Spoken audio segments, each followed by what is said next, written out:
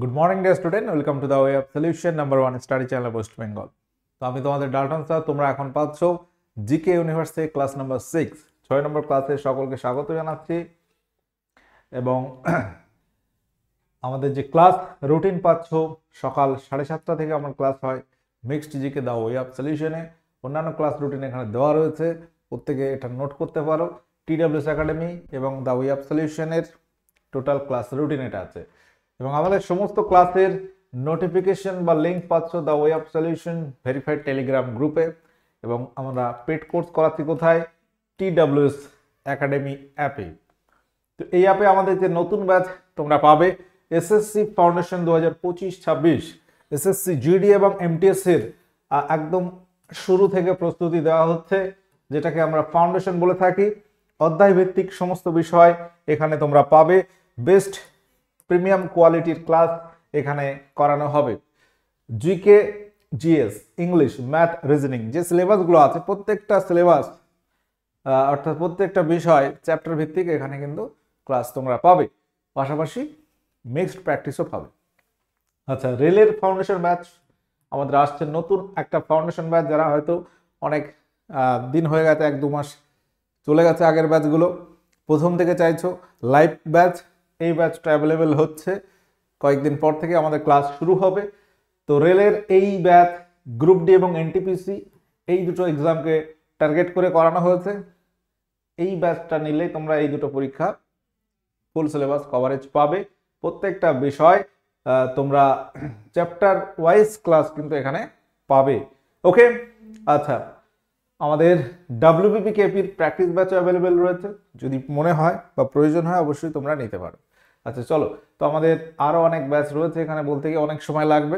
প্রত্যেকে একটু দেখে নেবে, ভিজিট করো TWS academy app, paid course অপশানে গেলে এই ব্যাচগুলো তোমরা দেখতে পাচ্ছ। চলো, আজকের MCQ প্র্যাকটিস আমরা শুরু করব। প্রথম প্রশ্ন স্ক্রিনে, স্যাডলার কমিশন গঠিত হয় কত সালে? কোশ্চেন নম্বর 1, স্যাডলার কমিশন কবে গঠিত হয়েছে? এই স্যাডলার কমিশনটা আবার কি ছিল, কি বিষয় ছিল, সেটা কেউ বলতে পারবে? স্যাডলার কমিশন যেটি গঠিত হয় 1917 সালে, 1917 সালে লর্ড চেমসফোর্ড তৎকালীন ভারতের ভাইসরয় ছিল সেই সময়। এবং এটা কি ছিল ডিটেলস এখানে রয়েছে, দেখো। The Sadler commission also known as Calcutta university commission, এটা ছিল কলকাতা বিশ্ববিদ্যালয় কমিশন মূলত। অর্থাৎ এটার কাজ কি ছিল এখানে রয়েছে, দেখো।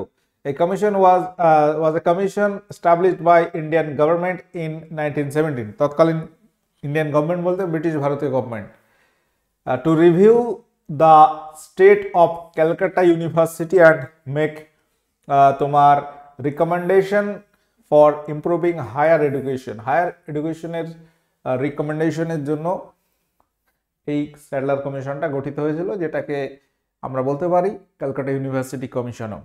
যদি প্রশ্ন আসে যে ক্যালকাটা ইউনিভার্সিটি কমিশন কবে স্ট্যাবলিশ হয়, 1917 সাল, অ্যান্সার করতে হবে এটাই হচ্ছে স্যাডলার কমিশন। স্যাডলারের নেতৃত্বে এই কমিশন গঠিত হয়েছিল বলে। কোশ্চেন নাম্বার 2, কোন প্রকার রাসায়নিক পদার্থ বিউটি পার্লারে হেয়ার কাটিংয়ে ব্যবহৃত হয়? অর্থাৎ অনেক সময় এটা আছে যে বিউটি পার্লারে চুল বিন্যস্ত করতে ব্যবহৃত হয় কোন রাসায়নিক? সালফার ঘটিত, ফসফরাস, সিলিকন, আয়রন ঘটিত। সঠিক উত্তর কি হবে? কোন প্রকার রাসায়নিক পদার্থ বিউটি পার্লারে হেয়ার কাটিং এ ব্যবহৃত হয়ে থাকে? Question number 2, right answer option A হবে সালফার ঘটিত। অনেক সময় চুলে পেঁয়াজের রস মেশানো হয়, অনিয়ন যেটাকে আমরা বলি পেঁয়াজ, তো সেই সালফার কিন্তু পেঁয়াজেও থাকে, পেঁয়াজে সালফার থাকে। দেখবে পেঁয়াজ কাটার সময় চোখ জ্বালা করে, তো এই চোখ জ্বালা করার কারণ হচ্ছে ওই সালফার। যাই হোক, তো সালফার রিলেটেড কয়েকটা কথা এখানে বলা হলো। পরবর্তী কোশ্চেন, নিম্নলিখিত কোন ব্যক্তি বৈশাখী পূর্ণিমা তিথিতে জন্মগ্রহণ করেন এবং মারা যান ওই একই তিথিতে? গৌতম বুদ্ধ, মহাবীর, ভদ্রবাহু নাকি অতীশ দীপঙ্কর? অতীশ দীপঙ্কর, ভদ্রবাহু, মহাবীর, গৌতম বুদ্ধ। সঠিক উত্তর এখানে কি হবে বলো? প্রত্যেকে অ্যান্সার করো। উত্তর হবে অপশানে গৌতম বুদ্ধ। গৌতম বুদ্ধ, যাকে আমরা জানি যে বৌদ্ধ ধর্মের প্রতিষ্ঠাতা হিসাবে, গৌতম বুদ্ধ তার জন্মগ্রহণ করেছিলেন কোন জায়গায় সেটা কিন্তু পরীক্ষা আসে। যেমন বৈশাখী পূর্ণিমা তিথিতে, তেমন মনে রাখবেন নেপালের আচ্ছা কপিলাবস্তু, যে জায়গার নাম হচ্ছে কপিলাবস্তুর লুম্বিনী নামক উদ্যানে, লুম্বিনী নামক এক উদ্যানে তার জন্ম হয়। তার জন্ম হয়েছিল শাক্য বংশে তার জন্ম হয়। শাক্য বংশে, বলতে পারবে কত সালে? এই সালটা নিয়ে কিন্তু মত পার্থক্য রয়েছে।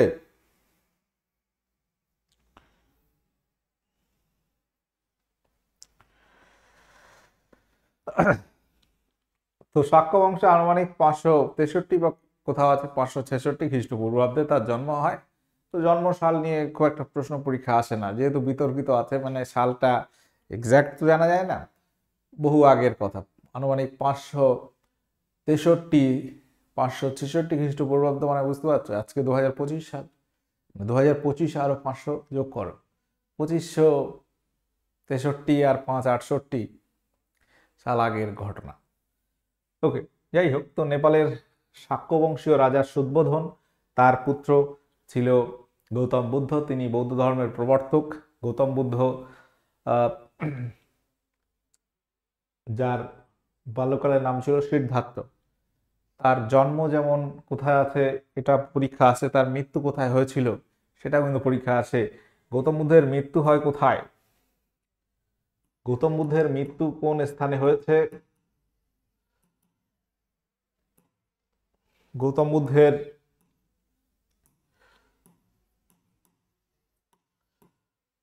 মৃত্যু, এটা মনে রাখবে উত্তরপ্রদেশের গোরক্ষপুর জেলার কুশীনগর গ্রামে, গোরক্ষপুর জেলার কুশীনগর গ্রামে তার মৃত্যু হয়, কুশীনগরে তার মৃত্যু হয়। তার মৃত্যু ঘটনাটাকে আমরা ইতিহাসে যেটা জানি মহাপরিনির্বাণ। মহাপরিনির্বাণ বলতে গৌতম বুদ্ধের মৃত্যুকে বলা হয় বা বোঝানো হয়। পাশাপাশি গৌতম বুদ্ধের গৃহত্যাগ, তিনি মাত্র 29 বছরে বয়সে গৃহ থেকে ত্যাগ করে বেরিয়ে যান। যে জগতে এই যে মানুষের দুঃখ কষ্ট কেন আছে সেই সমস্ত বিষয় অনুসন্ধানে যান, ঠিক আছে? তো সেই যে বাড়ি থেকে চলে গেলেন, যেটাকে গৃহত্যাগ বলা হয়, মহাভিনিষ্ক্রমণ এটা নামে কিন্তু পরিচিত আছে। তো এইগুলো বলতে গেলে অনেক সময় লাগবে, একটা ক্লাস লেগে যাবে। মহাবীরের প্রথম মহিলা শিষ্যা কে ছিলেন? মহিলা শিষ্যা মহাবীর, যাকে আমরা জানি যে জৈন ধর্মের শেষ তীর্থঙ্কর বা 24তম তীর্থঙ্কর ছিল মহাবীর। তো মহাবীরের প্রথম শিষ্য যদি বলে, তার জামাতা জৈমিলি বা জামিলি প্রথম শিষ্য, আর এটা হচ্ছে প্রথম মহিলা শিষ্যা, তার নাম হচ্ছে, উত্তর হবে চন্দনা। অপশন ডি যারা করেছে উত্তর তোমাদের সঠিক হয়েছে। কোশ্চেন নাম্বার 4, জাহাঙ্গীর, মুঘল সম্রাট জাহাঙ্গীরের সৌধ কোথায় অবস্থিত? খুব ইম্পর্টেন্ট, এটা পরীক্ষায় বিভিন্ন ভাবে আসে। সম্রাট জাহাঙ্গীরের সৌধ বলতে সমাধি সৌধ কোথায় আছে, কোশ্চেনটা কিন্তু পরীক্ষায় বহুবার এসছে। সম্রাট জাহাঙ্গীর মুঘল সম্রাট আকবরের পুত্র সেলিম, যার প্রকৃত নাম মোহাম্মদ সেলিম আনারকলি, তো সেই সেলিম হচ্ছে জাহাঙ্গীর। আচ্ছা, তো এখানে উত্তর হবে লাহোর। এরকম ভাবে প্রশ্নটা আসে, নিম্নের এখানে 4টে অপশন পাবে, নিম্নের কোন সম্রাটের সমাধি ভারতে নেই? উত্তর হবে জাহাঙ্গীর এবং বাবরের প্রথম সমাধি হয়েছিল উত্তরপ্রদেশে, পরবর্তী তার ইচ্ছা অনুযায়ী সেটা কাবুলে কনভার্ট করেছিলেন তার পুত্র হুমায়ুন। তো তাহলে বাবরের কি হলো? বাবরের সমাধি বর্তমান যদি আমরা দেখি কাবুলে আছে, কাবুল তার জন্মস্থান ছিল। আচ্ছা, বাবর তারপর হুমায়ুন কোথায় আছে, এটাও পরীক্ষায় বহুবার আসে। মুঘল সম্রাট হুমায়ুন তার আছে দিল্লিতে, দিল্লি হুমায়ুন টম্ব, যেটা একটা ইউনেস্কো ওয়ার্ল্ড হেরিটেজ সাইটের মধ্যে অন্তর্ভুক্ত হয়েছে। আকবরের কোথায়, সেকেন্দ্রা। মুঘল সম্রাট আকবর তার জন্ম কিন্তু ভারতেই, মনে রাখবে আকবর থেকে কিন্তু জন্ম ভারতে হয়ে যাচ্ছে, বাবর হুমায়ুন পর আকবর কিন্তু জন্ম ভারতবর্ষের মাটিতেই। আচ্ছা, আকবরের যে সমাধি আছে সেকেন্দ্রা, যেটা উত্তরপ্রদেশে আছে। সেকেন্দ্রাবাদ কিন্তু নয়, সেকেন্দ্রা, যেটা উত্তরপ্রদেশে। আচ্ছা, জাহাঙ্গীর লাহোর হলো। শাহজাহান কোথায়, তাজমহলের ভিতরে। ওকে, শাহজাহান মমতাজ তার স্ত্রী। আচ্ছা, ঔরঙ্গজেব হচ্ছে ঔরঙ্গাবাদ, মহারাষ্ট্রে। পরবর্তী কোশ্চেন, হর্ষঙ্গ বংশের শেষ রাজা কে ছিলেন? ইতিহাস থেকে এই কোশ্চেনগুলো কিন্তু খুব ইম্পর্টেন্ট। প্রথম রাজা, শেষ রাজা, শ্রেষ্ঠ রাজা, এগুলো কিন্তু বারবার চর্চা করতে হবে, না তো ভুলে যাবে। দেখবে পড়ছো একদিক থেকে, ভুলছো আর একদিক থেকে, তো ব্যাপারটা এরকম হবে, এটাই নর্মাল, ঘাবড়ানোর কিছু নেই। রিভিশন করতে হবে, লেগে থাকো 6টা মাস, খুব মানে কি সিনসিয়ারলি জি জান লাগিয়ে দাও, এরকম একটা ব্যাপার। 25 সালে অনেক পরীক্ষা আছে, যেটা টার্গেট করেছো সেটা তোমাকে পেতেই হবে, সেইভাবে পড়ো, দেখবে হয়ে যাচ্ছে। ওকে, সুযোগ বারবার আসবে না, প্রথম সুযোগটাকেই কাজে লাগাতে হবে। আচ্ছা, হর্ষঙ্গ বংশের শেষ রাজা, প্রথম রাজাকে আমরা জানি, প্রথম রাজাকে হর্ষঙ্গ বংশের প্রতিষ্ঠাতাকে বিম্বিসার, প্রথম রাজা বা প্রতিষ্ঠাতা বিম্বিসার, এবং শেষ রাজা হচ্ছে নাগদাস বা নাগদশক। হর্ষঙ্গ বংশের শ্রেষ্ঠ রাজা অজাতশত্রু, বিম্বিসারের পুত্র। এই নাগদাস বা নাগদশককে হত্যা করে শিশুনাগ, শিশুনাগ তাকে হত্যা করে এবং নতুন বংশ চলে আসে মগধে, সেটা হচ্ছে শিশুনাগ বংশ। শিশুনাগ বংশের প্রতিষ্ঠাতা শিশুনাগ, নাগদশককে হত্যা করে তিনি। ঠিক আছে। আচ্ছা, পরবর্তী প্রশ্ন, গোয়ালিয়র, গোয়ালিয়র শহর নিম্নের কোন নদীর তীরে অবস্থিত? নেত্রবতী, চম্বল, গোমতী, ব্রাহ্মণী। গোয়ালিয়র শহর বলতে হবে এখানে কোন নদীর তীরে অবস্থিত। গোয়ালিয়র শহর কোথায়? মধ্যপ্রদেশ। উত্তর হবে এখানে চম্বল নদীর তীরে রয়েছে গোয়ালিয়র শহর। গোমতী নদীর তীরে রয়েছে লখনৌ, লখনৌ শহর, যেটি কোথাকার রাজধানী? উত্তরপ্রদেশ। ব্রাহ্মণী নদীর তীরে রয়েছে রৌরকেল্লা, উড়িষ্যার রৌরকেল্লা, যেখানে যে শহরটি ব্রাহ্মণী নদীর তীরে অবস্থিত। এগুলো কিন্তু মনে রাখতে হবে। James bond, James bond character সম্পর্কে মোটামুটি কম বেশি অনেকেই জানো, বাট এই ক্যারেক্টারের স্রষ্টাটাকে, জেমস বন্ড একটা কি মানে গোয়েন্দা বলতে পারো, গোয়েন্দা সিরিজই বলতে পারো, ডিটেকটিভ একটা ক্যারেক্টার, যেটা লার্জার দ্যান লাইফ আর কি। তো সিনেমা জেমস বন্ডের অনেক সিরিজ রয়েছে, সে আজকে থেকে নয়, সে 60-এর দশক থেকে চলে আসছে জেমস বন্ড সিরিজ, এখনো চলছে। জেমস বন্ড, যার একটা সিম্বল রয়েছে 007, জেমস বন্ড। তো এই জেমস বন্ড চরিত্রটি সৃষ্টি করেছিলেন নিম্নের কে? Ian Fleming, Harold Robinson, James Hadley Chase, Jules Verne. Question number 8, right answer অপশনে ইয়ান ফ্লেমিং। অপশনে যারা করেছো তোমাদের উত্তর সঠিক আছে। পরবর্তী প্রশ্ন, চাচাই জলপ্রপাত বলতে হবে কোন রাজ্যে অবস্থিত? চাচাই জলপ্রপাত এটি কোন রাজ্যে অবস্থিত? উড়িষ্যা, কর্ণাটক, মধ্যপ্রদেশ নাকি ঝাড়খণ্ড? প্রত্যেকে অ্যান্সার করো। তো ভারতে প্রচুর জলপ্রপাত রয়েছে। কুঞ্চিকল আমরা জানি ভারতের উচ্চতম জলপ্রপাত কুঞ্চিকল, যেটি এশিয়ার মধ্যে দ্বিতীয় উচ্চতম। এশিয়ার মধ্যে দ্বিতীয় উচ্চতম জলপ্রপাত হচ্ছে কুঞ্চিকল, যেটি কর্ণাটকের বারাহি নদীর উপর অবস্থিত। চাচাই জলপ্রপাত এটি আছে মধ্যপ্রদেশে। মধ্যপ্রদেশে 130 মিটারের উপর বেশি উচ্চতা বিশিষ্ট, এবং মধ্যপ্রদেশের রেওয়া নামক একটা স্থানের কাছে বিহাদ নদীর উপর অবস্থিত। বিহাদ নদীর উপর অবস্থিত চাচাই জলপ্রপাত কোথায় আছে? মধ্যপ্রদেশ রাজ্যে। ওকে, মধ্যপ্রদেশে আরো অনেক উল্লেখযোগ্য জলপ্রপাত রয়েছে, সহস্রধারা, কপিলধারা, দুগ্ধধারা, যেগুলো নর্মদা নদীর উপরে। ওকে, আচ্ছা, ঝাড়খণ্ডে রয়েছে হুড্রু জলপ্রপাত, সুবর্ণরেখা নদীর উপরে। লুনি নদীর উৎস নিম্নের কোথায়? এই লুনি নদী সম্পর্কে আরো একটা প্রশ্ন আসে, যেটা ইম্পর্টেন্ট, সেটি বেশি। অন্তর্বাহিনী নদী নিম্নের কোনটি অন্তর্বাহিনী নদী? দিয়ে অপশন এ দিলেও ধরো নর্মদা, গঙ্গা, লুনি, কাবেরী। উত্তর কি হবে? লুনি। অর্থাৎ অন্তর্বাহিনী ইনল্যান্ড রিভার উৎপত্তি এবং যেখানে পতনের স্থল দুটোই একটা গ্রাউন্ডের ভেতরে, ভারতের মধ্যেই, মূল ভূখণ্ডের ভিতরে। তো লুনি নদী যার উৎস হচ্ছে আরাবল্লী পর্বত, কচ্ছের রণে পতিত হয়েছে গুজরাটে। তো লুনি নদী যেটাকে বলা হচ্ছে ভারতের একটি ইনল্যান্ড রিভার বা অন্তর্বাহিনী নদী।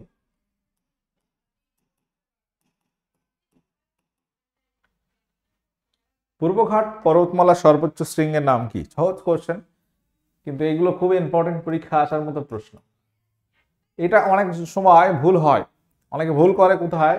মহেন্দ্রগিরি, যেটা অনেক বইতেও আছে, মহেন্দ্রগিরি উচ্চতম শৃঙ্গ পূর্বঘাট পর্বতমালা, বাট নয়, মহেন্দ্রগিরি উত্তর হবে না, এখানে উত্তর হবে জিন্দাগাদা।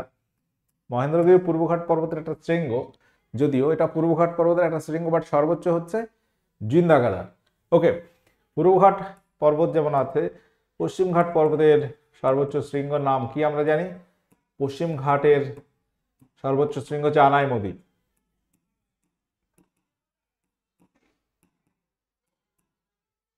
নীলগিরি পর্বতের সর্বোচ্চ শৃঙ্গ হচ্ছে দোদাবেতা। দোদাবেতার নামটা তোমরা অনেকেই জানো, নীলগিরি পর্বতের সর্বোচ্চ শৃঙ্গ। কোশ্চেন নাম্বার 12, ব্রজেশ্বর এবং প্রফুল্ল চরিত্র দুটি পাওয়া যায় নিম্নের কোন উপন্যাসে? ব্রজেশ্বর ও প্রফুল্ল এই দুটো ক্যারেক্টার আমরা কোন উপন্যাসে পাই? দুর্গেশ নন্দিনী সীতারাম, ইন্দিরা, নাকি Devi Chaudhurani?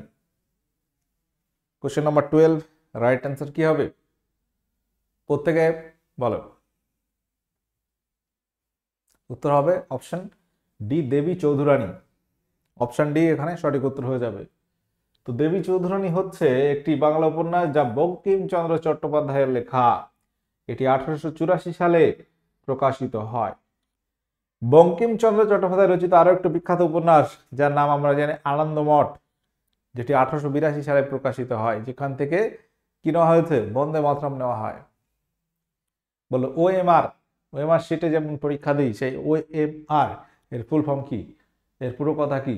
Oral mark recognition, open mark reader, open mark recognition নাকি optical mark recognition? Question number 13, right answer কি হবে?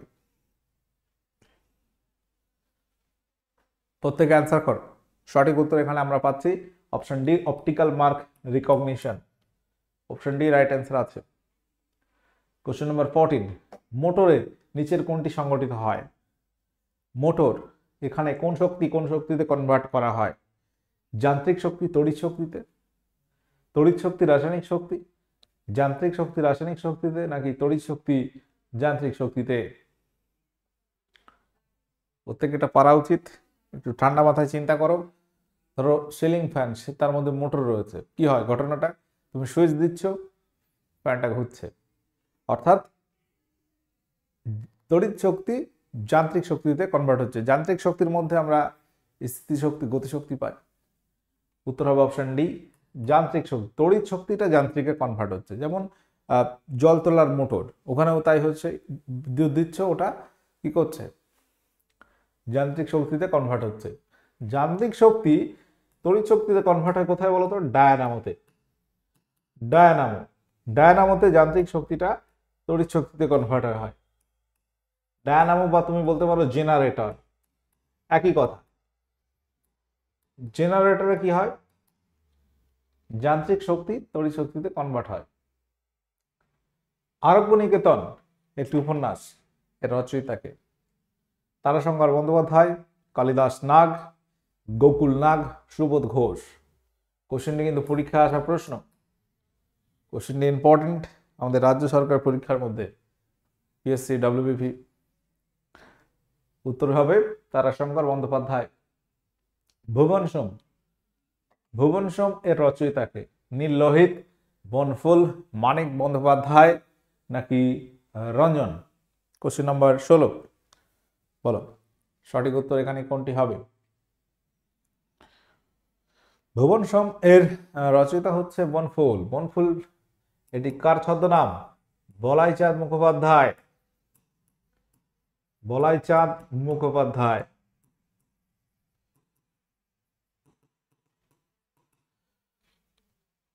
এটি একটি বাংলা উপন্যাস, ভুবন সোম একটি উপন্যাস যেটি বলাচাঁদ মুখোপাধ্যায় তথা বনফুল রচিত।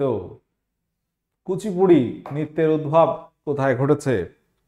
রাজস্থান, কর্ণাটক, অন্ধ্রপ্রদেশ নাকি মণিপুর?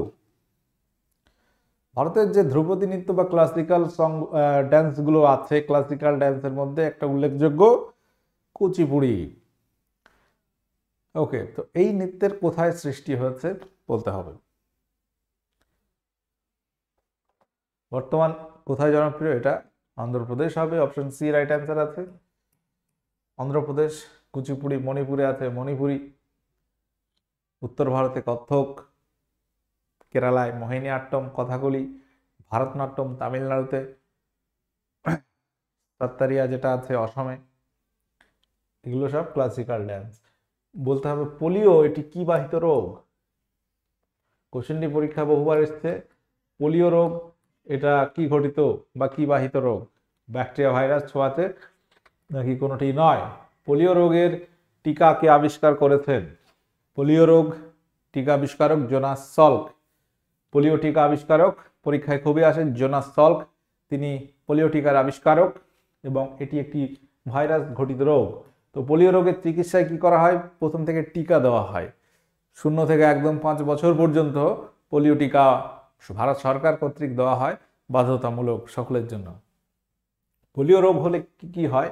যে শরীর অঙ্গ প্রত্যঙ্গ মানে গঠনগত ত্রুটি হয়। ঠিক আছে। কোন অ্যাসিডের নাম মিউরিয়েটিক অ্যাসিড? কোন অ্যাসিডের নাম মিউরিয়েটিক অ্যাসিড? বলো।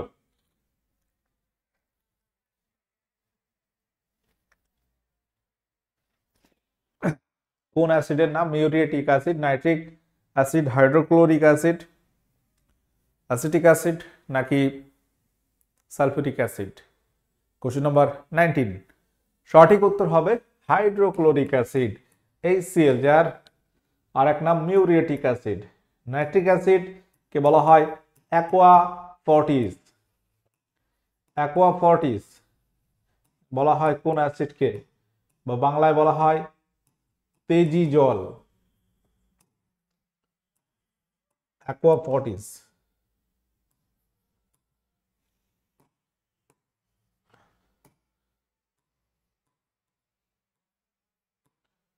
সালফিউরিক অ্যাসিডকে বলা হয় রসায়নের রাজা বা অয়েল অফ ভিট্রিয়ল। কাকে বলা হয়? সালফিউরিক অ্যাসিডকে। HNO3 nitric acid, H2SO4 sulphuric acid, acetic acid CH3COOH।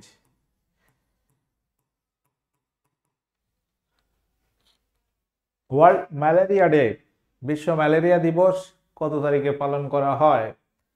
April মাসে পালন করা হয়, এটা বুঝতেই পারছো, প্রত্যেকটা এপ্রিল আছে। ওয়ার্ল্ড ম্যালেরিয়া ডে, বিশ্ব ম্যালেরিয়া দিবস কবে পালিত হয়? রোনাল্ড রস ম্যালেরিয়া রোগের টিকা আবিষ্কার করেছেন, তো এটি পালিত হয় 25শে এপ্রিল। কোশ্চেন নাম্বার 20, উত্তর হবে অপশন বি, 25শে এপ্রিল বিশ্ব ম্যালেরিয়া দিবস পালিত হয়। 23শে এপ্রিল পালিত হয় ওয়ার্ল্ড বুক ডে। 28শে এপ্রিল পালিত হয় world day for safety and health at work. আচ্ছা, আমাদের বর্তমানে প্রচুর ব্যাচ তোমরা পাচ্ছ। TWS একাডেমি অ্যাপে পেড কোর্স অপশনের মধ্যে যাও, প্রচুর ব্যাচের অপশন পাচ্ছ। তোমাদের প্রয়োজন যেটা আছে সেই ব্যাচ তুমি অ্যাক্সেস নিতে পারো। প্রত্যেকে ভিজিট করো TWS একাডেমি অ্যাপে। বলো, পদ্মাবত এটি কে রচনা করেন? আমির খসরু, ফৈজি, মালিক মোহাম্মদ জয়সী, আবুল ফজল। পদ্মাবত এর রচয়িতা নাম কি? Question number 21, right answer option C হবে মালিক মোহাম্মদ জয়সী, তিনি হচ্ছে পদ্মাবত রচনা করেছেন। কোন যন্ত্রের সাহায্যে আমরা সময় মাপি? সময় মাপক যন্ত্রের নাম কি? Barometer, anemometer, hygrometer, chronometer. সময় পরিমাপক যন্ত্রের নাম হচ্ছে chronometer. Option D right answer আছে। হাইগ্রোমিটারে আমরা বাতাসের আর্দ্রতা, ব্যারোমিটারে বায়ুমণ্ডলের চাপ, অ্যানিমোমিটারে বাতাসের গতিবেগ পরিমাপ করি। বলো, লেবাননের রাজধানীর নাম কি? লেবানন একটি দেশ যার রাজধানীর নাম তোমাকে বলতে হবে। Mascot, Beirut, Damascus option D Amman. Lebanon দেশের রাজধানীর নাম হচ্ছে অপশন বি বেইরুট। পঞ্চ ভারতের অধিপতি নামে কে পরিচিত ছিল? পঞ্চ ভারতের অধিপতি নামে কে পরিচিত ছিল? কোন রাজা? হর্ষবর্ধন, কনিষ্ক, শশাঙ্ক নাকি সমুদ্রগুপ্ত? পঞ্চ ভারতের অধিপতি নামে পরিচিত রাজা নাম কি? কোশ্চেন নাম্বার 24, সঠিক উত্তর হবে হর্ষবর্ধন। হর্ষবর্ধন যখন সিংহাসনে বসে সালটা হচ্ছে 606 খ্রিস্টাব্দ, 606 এডি, যে দিন থেকে শুরু হয় হর্ষাব্দ, এই দিন থেকে শুরু হচ্ছে হর্ষাব্দ। তিনি ছিল পোষ্যবতী বংশের রাজা। পোষ্যবতী বংশের রাজা ছিল হর্ষবর্ধন। তো এই পঞ্চভারতের অধিপতি হর্ষবর্ধনকে কে বলেছেন এটাও মনে রাখতে পারো, হিউয়েন সাং। তার সময় আসে হিউয়েন সাং।